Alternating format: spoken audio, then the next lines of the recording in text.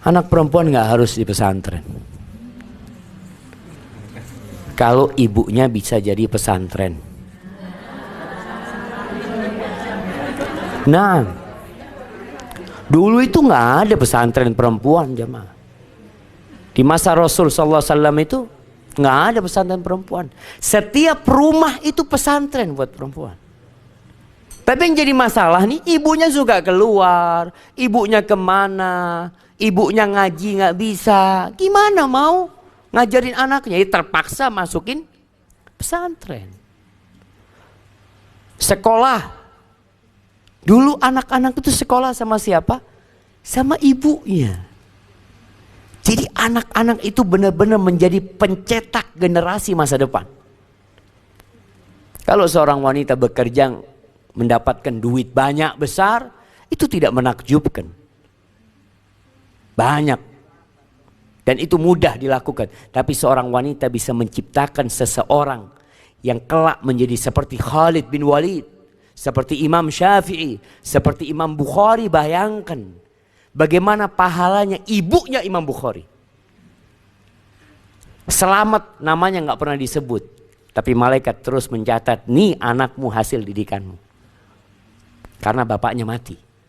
Imam Bukhari yatim, Imam Syafi'i yatim, Sufyan itu imam-imam besar jemaah, bapaknya mati semua, yatim semuanya. Tapi madrasahnya udah ada di rumah gitu loh, nggak kemana-mana. Makanya seorang suami ini buat bapak-bapak dan ibu-ibu nanti kalau mau menikahkan putranya, seorang suami itu akan ringan tugasnya mendidik anak-anaknya kalau dia memilihkan ibu yang benar. Dia nggak akan terlalu capek. Sampai rumah anaknya sudah bisa baca Quran semua, karena ibunya bisa baca Quran. Tapi banyak lelaki menikah dengan perempuan karena wajahnya. Ngaji, panggil guru ngaji akhirnya. Ibunya ngapain? Pegang handphone. Itu guru ngajarin ngaji, oh bagus, insyaallah, sambil pegang handphone. Anak itu akhirnya melihat contohnya seperti ini gitu loh. Ini loh suri tauladanku seperti ini. Gimana dia akan menjadi baik? Jadi kalau bicara anak kapan dimasukkan ke pesantren, ngelihat kondisinya.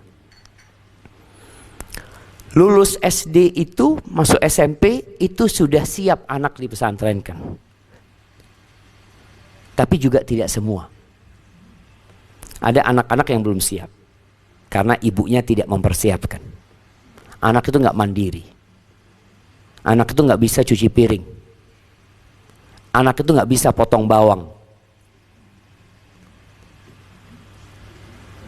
Anak itu belum bisa menjahit. Nih ibu-ibu, anak SD itu ajarin jahit. Kenapa nggak diajarin? Oh masih kecil, subhanallah. Kapan gedenya? Ajarin, artinya dia sudah bisa mandiri. Subhanallah, anak ingat, anak masuk pesantren lulus SD itu semua kita kerjakan sendiri. Kita pesantren zaman dulu nggak ada laundry, semua nyuci sendiri. Nggak ada setrika, 6 tahun di pesantren nggak kenal setrikaan. Itu baju seragam ditaruh di bawah ranjang, kasih kerdus taruh sana.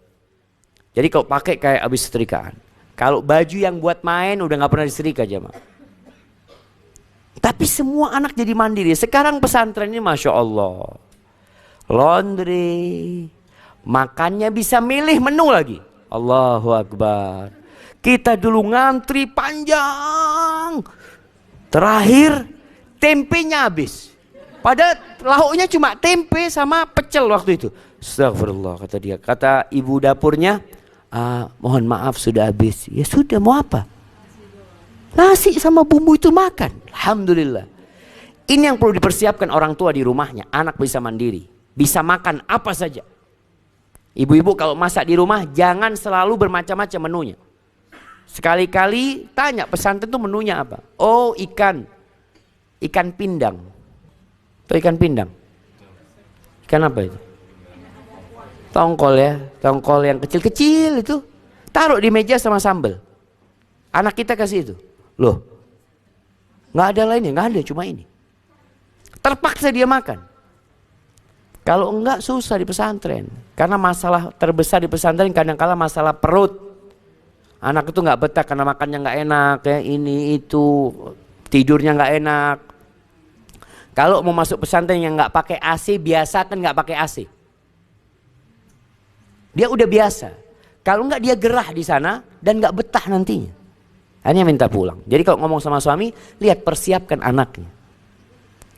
Persiapkan anaknya, maka lebih baik kalau memang mungkin lingkungannya tidak mendukung ya.